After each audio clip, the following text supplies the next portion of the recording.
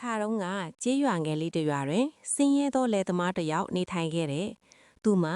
အိမ်သေးသေးလေးတစ်လုံးနှင့်လယ်မီသေးသေးလေးတစ်စိတ်သားရှိပြီးပိုက်တီဟုခေါ်သောကျွဲကြီးတစ်ကောင်ရှိခဲ့တယ်။ပိုက်တီသည်ပုံမှန်ကျွဲတစ်ကောင်မဟုတ်ဘဲအလုတ်ကြိုးစားတစ္ဆာရှိပြီးညံကောင်းသူဖြစ်သည်။နေ့စဉ်သူကပိုက်တီဟာနေဘူးထဲမှာမောပန်းခြင်းမရှိဘဲလယ်ထွန်မှုကူညီပေးတယ်။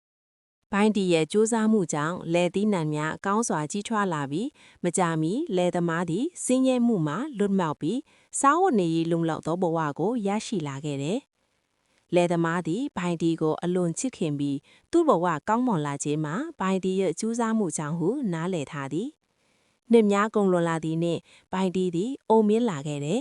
။တနေ့လယ်ထွန်နေစဉ်အလွန်ပင်ပန်းသဖြင့်ဘိုင်းတီကောင်းစွာအလုံးမယုံနိုင်ဖြစ်နေတော့တယ်။လယ်သမားဟာဘိုင်တီကိုကြည့်ပြီးစိတ်မကောင်းဖြစ်နေတယ်။ထိုညစဉ်လယ်သမားသည်မအိပ်နိုင်ပဲသူ့၏သစ္စာရှိမိတ်ဆွေအကြောင်းကိုစဉ်းစားနေခဲ့တယ်။နောက်တနေ့မနက်တွင်လယ်သမားသည်ဘိုင်တီကိုတောအနီးသို့ခေါ်သွားပြီးလယ်မှာပတ်ထားသောခေါင်းလောင်းကိုဖြုတ်ပေးကပြောသည်။မင်းဟာငါအတွက်ဘဝတစ်လျှောက်လုံးစူးစမ်းခဲ့ပြီ။အခုတော့မင်းလွတ်လပ်ပါပြီ။တောထဲမှာတာယာစွာနေထိုင်မှာမင်းပြန်လာခြင်းရင်လည်းအချိန်မရွေးပြန်လာနိုင်တယ်။ဘိုင်ဒီသည်မိမိအရှင်ကိုခွဲခွာရသဖြင့်စိတ်မကောင်းဖြစ်တော့လေလောကအသစ်ကိုစူးစမ်းလိုစိတ်လည်းရှိနေသည်ထို့ကြောင့်တဖြည်းဖြည်းတောထဲသို့ရှောင်သွားခဲ့တယ်တောသည်အလွန်လှပသည်မြင်မာသောတစ်ပင်များအေးမြသောစမ်းချောင်းများမြင်အစိမ်းရောင်မြက်ပင်များပြည့်နှံ့နေသည်ဘိုင်ဒီသည်လက်လက်စွာစားတောက်နိုင်ပြီးအေးချမ်းစွာအနားယူနိုင်သည်တနေ့ညနေခင်းတွင်ရေကန်အနီးရှိဂူကြီးတစ်ခုကိုတွေ့သည်အိပ်ရန်လုံခြုံမီဟုထင်ကထိုနေရာတွင်နေထိုင်ရန်ဆုံးဖြတ်လိုက်သည်သို့သောထိုကူသည်ကြားတကောင်၏နေရာချစ်နေသည်ကိုတတိမနူခဲ့ပြီအနီးနားတွင်ကောက်ကျစ်သောမြေခွေးတကောင်ကဘိုင်တီကိုချောင်းမြောင်းကြည့်နေခဲ့တယ်ကြားနှင့်မိဖွဲ့ပြီးဘိုင်တီကိုဖမ်းပေးလိုက်မည်ဟုစဉ်းစားနေခဲ့တယ်မြေခွေးသည်ကြားထံသို့သွားပြီးမင်းကူထဲမှာကျွဲကြီးတကောင်အိတ်နေတယ်အခုသွားတိုက်ရင်မင်းတို့အခွင့်ကောင်းဖြစ်လိမ့်မယ်ဟုပြောဆိုတယ်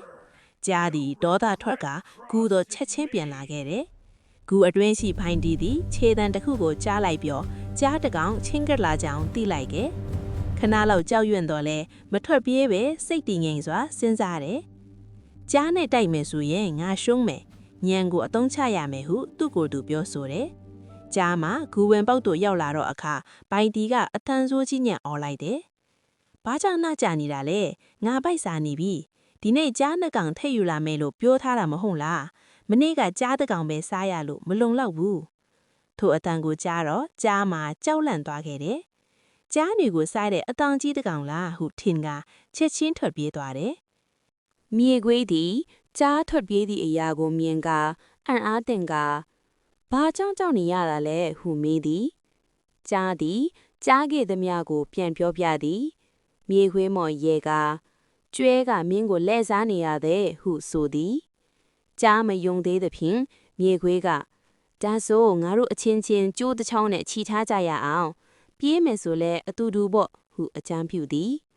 ကြားနဲ့မြေခွေးတို့ကူစီသို့ပြန်လာခဲ့ကြသည်ထို့သို့နီးလာတော့အခါပိုင်တီထက်ပြီးអော်လိုက်တယ်မြေခွေးရဲ့ငါပြောထားတာကြားနှစ်ကောင်လီမဟုတ်လားဘာလို့တစ်ကောင်ပဲယူလာတာလဲအခုငါထက်ပြီးပိုက်စားရပြန်သည်ကြားသည်ပိုမို့ထိတ်လန့်သွားခဲ့တယ်။မြေခွေးကဒီမိစ္ဆာကိုကြားနှစ်ကောင်ပေးမယ်လို့ကတိပေးထားတာလားဟုထင်ကကြောက်ရွံ့စွာအရှိန်ပြင်းပြင်းပြေးထွက်သွားတယ်။ကျိုးနှင်ချီထားသောမြေခွေးလည်းကြားနှင့်အတူဆွဲခေါ်ခံရပြီးတစ်ပင်ကြောက်တုံးများနှင့်ထိခိုက်ကဒဏ်ရာပြင်းစွာရရှိသွားတယ်။ဂူရှိရာသို့ထပ်မလာတော့ဘူး။ဘိုင်တီဒီထိုသူများပျောက်ကွယ်သွားသည်ကိုတရိုက်စွာကြည့်နေကပြုံးနေလိုက်တယ်။သူသည်တိုက်ခိုက်ခြင်းမရှိညံကိုအသုံးချကကြားကိုအနိုင်ယူနိုင်ခဲ့တယ်။ထိုနည်းကစ၍ဘိုင်တီသည်တောထဲတဲ့အချိန်အခါလိုက်ညံကိုအသုံးချကဘေးကင်းစွာသောအေးချမ်းစွာသောဘဝကိုရရှိသွားခဲ့တယ်။